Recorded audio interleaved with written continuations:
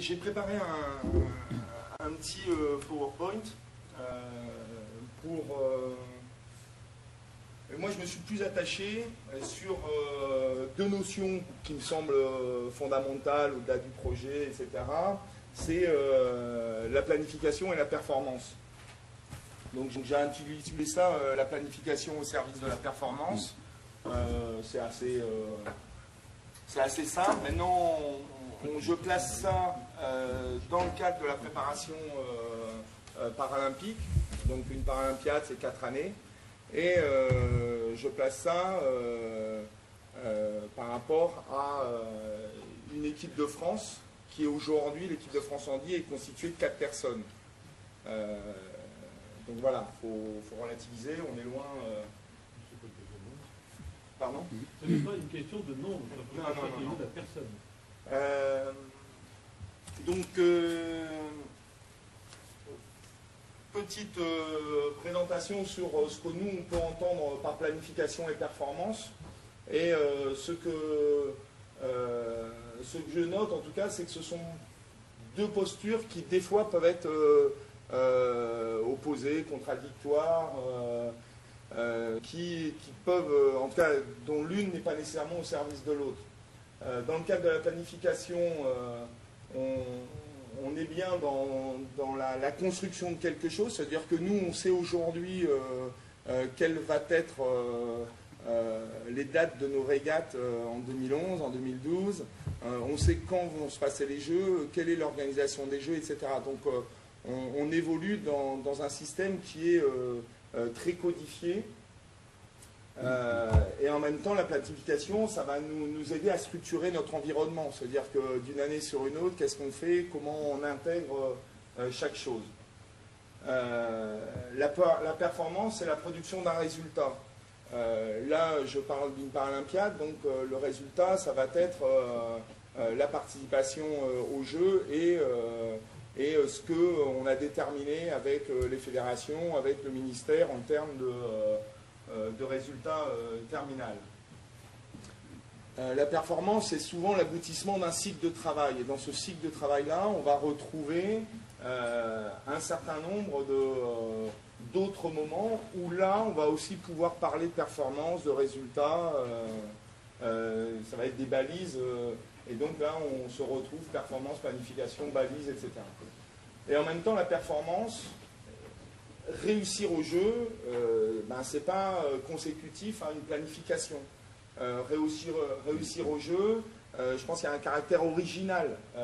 Les jeux, c'est une fois tous les 4 ans. Il faut être prêt à ce moment-là. Il faut réussir à performer à ce moment-là. Et c'est vrai que la personne qui performe, derrière, il y a de la créativité parce qu'on est dans un univers qui bouge. On est face à des adversaires, etc. Et donc c'est une performance, le côté singulier de cette performance-là. Il n'y a pas 2 fois, on ne va pas refaire les jeux. On les vit une fois et il n'y a pas de rattrapage.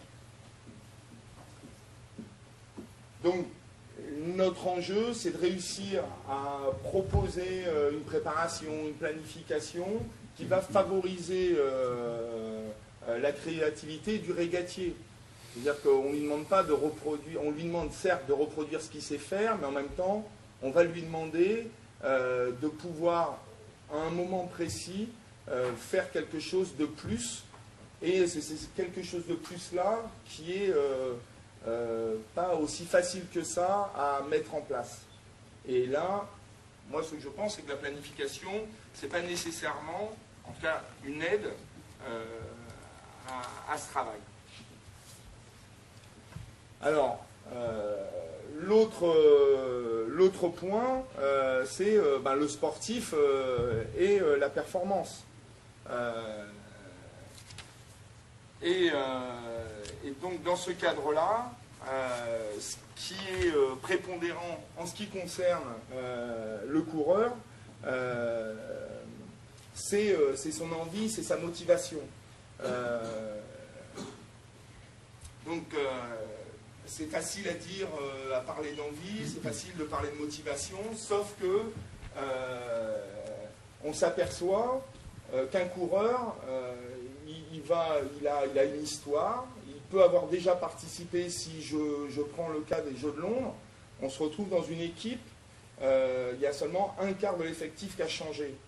Ce qui fait qu'une partie de cette équipe-là de Londres, elle a déjà vécu quelque chose à Pékin, et pour certains, ils ont déjà vécu quelque chose sur Athènes.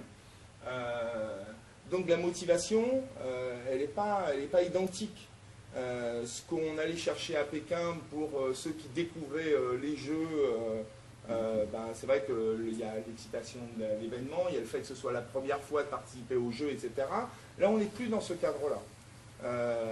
Donc, cette envie, cette motivation-là, faut qu'on réussisse à lui donner un sens, de façon à ce que le coureur, tout au long de la Paralympiade, qui va préparer les Jeux de Londres, il sente cette envie de faire. En même temps, chaque préparation, elle est différente. Comme je disais, il y a une expérience différente, il y a une histoire différente, et ces deux éléments-là, on ne peut pas ne pas les prendre en compte. Ce qui pose nécessairement la question de la reproductibilité de ce qu'on fait. Ce qui a fonctionné pour la préparation des Jeux de Pékin ou des Jeux d'Athènes, ce n'est pas nécessairement ce qui va fonctionner sur la préparation des Jeux de Londres. Et donc, il y a une nécessité de se questionner sur ce qui a fonctionné, qu'est-ce qu'on va reproduire, qu'est-ce qu'on reproduit, et quel enchaînement on va donner aux choses pour passer d'une année à une autre, vu qu'une Paralympiade, c'est 4 années de travail. Là, on est à mi-mandat, et qu'est-ce qu'on a fait pendant les 2 précédentes années, et qu'est-ce qu'on va faire dans les 2 années à venir. Donc après, ça pose la question, c'est comment former le régatier à la performance. Parce que, à un moment donné, il y a une première fois, et donc, comment on va faire, comment on va... qu'est-ce qu'on va donner, comment on va amener les choses.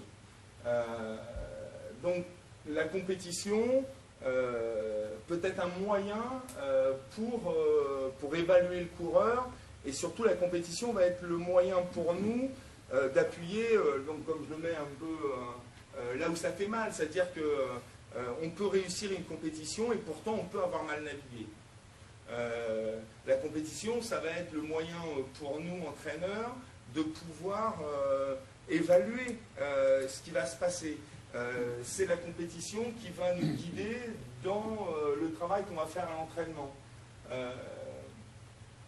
Donc ce que j'avais noté comme l'entraînement, comme moyen de construire les éléments de réponse à ce que va amener la compétition. Si on ne fait que s'entraîner, on va bien sûr oublier l'essentiel qui est la compétition, l'enjeu de la compétition, le fait d'être opposé à l'autre, comment on gère cette opposition, etc., etc.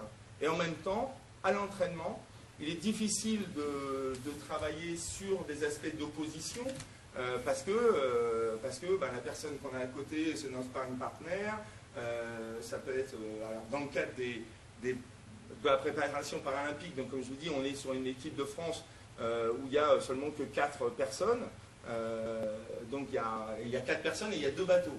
Donc il y a un bateau solitaire, on a pu le voir sur les précédentes photos, qui s'appelle le 2.4. Donc la personne, elle est tout seule à s'entraîner, donc c'est pas suffisant non plus. Dans le cadre du bateau en équipage, le sonar et la photo qu'on voit en toile de fond, pareil, ils sont 3 dans le bateau, si on veut les faire progresser à l'entraînement, comment on les fait progresser? Donc tout ça, ce sont des questions. La compétition va nous permettre de révéler un certain nombre de choses, l'entraînement doit nous donner les moyens d'arriver à certaines cibles qu'on a pu, mais ce n'est pas nécessairement suffisant.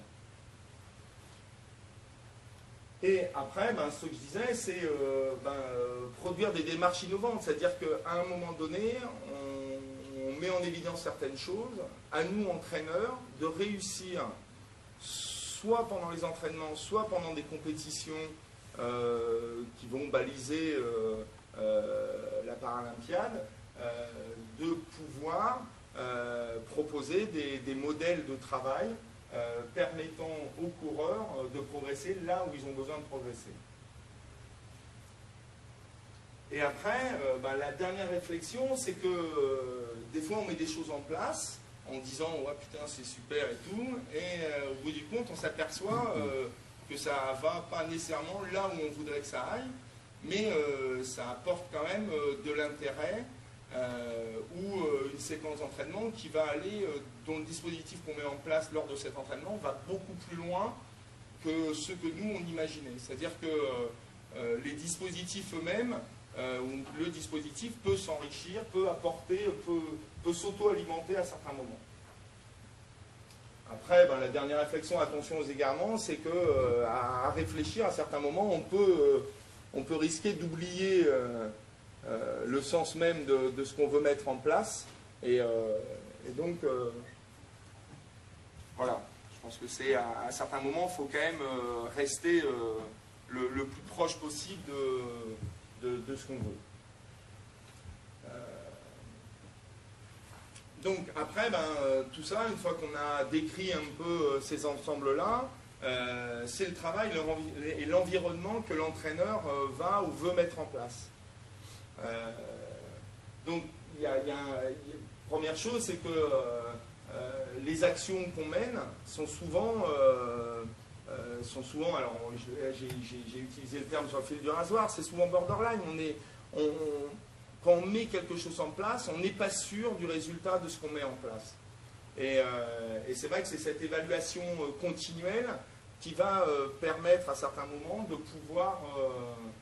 pouvoir réorienter ce travail-là.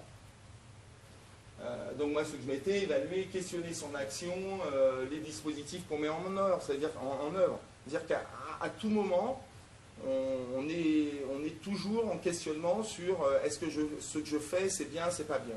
La difficulté quand on met en œuvre, quand on évalue en continu ce qu'on fait, c'est des fois de se dire non, c'est pas bien et de réagir avant même que le système se met en place alors qu'il peut être intéressant. Dans le cadre des compétitions d'apprentissage, on s'aperçoit que ce n'est pas nécessairement en imposant les choses que les choses on les réussit. Par contre, il y a une chose qui est évidente, c'est que si on doit discuter des modalités, à un moment donné, il faut décider. Et l'entraîneur, il est aussi là, à un moment donné, pour trancher, pour pouvoir dire voilà la voie qu'on prend, voilà le travail que l'on fait, etc. C'est-à-dire que le questionnement, ça a un temps, et à un moment donné, on est dans l'action. Voilà. Après, l'entraîneur, il développe un dispositif autour de son action, avec un certain nombre on va décider de travailler avec telle ou telle personne. On a envie d'essayer des choses et ce travail de mise en place d'un dispositif d'aide, c'est pas toujours quelque chose de facile de mise en œuvre. Donc voilà. Alors je vais m'arrêter là, je ne sais pas si j'étais long ou pas. Le seul truc, c'est que ce qu'il faut voir, c'est que moi, dans cette présentation-là, je n'arrive pas du tout sur des éléments autour de la voile, du développement des fondamentaux tactiques ou techniques de la voile, parce que c'est pas le propos, ça. En tant qu'entraîneur, on sait que les bateaux vont être sur l'eau, qu'on doit développer des qualités dans la conduite, dans les réglages, etc. C'est plus, en tout cas j'ai plus essayé de présenter un peu le cheminement de ma pensée quand je suis amené à travailler sur la construction d'une Paralympiade de 4 ans de travail. Voilà. Merci de m'avoir écouté.